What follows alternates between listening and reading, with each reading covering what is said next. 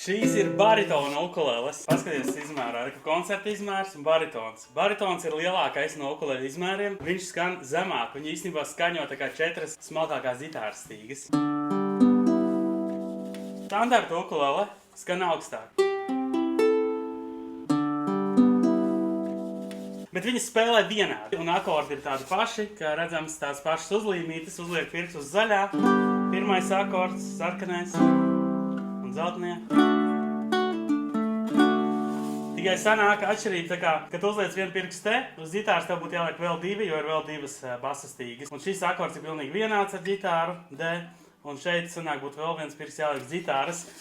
Ja tev gribās zemāku skaņu un lai skan ģitārīgāk, tad iespējams baritona ukulele būtu vislabākais variants tev. Plus, ja tu uzliec kapā uz baritona ukuleles 5. ladas, dabūs standarta ukuleles augstumu.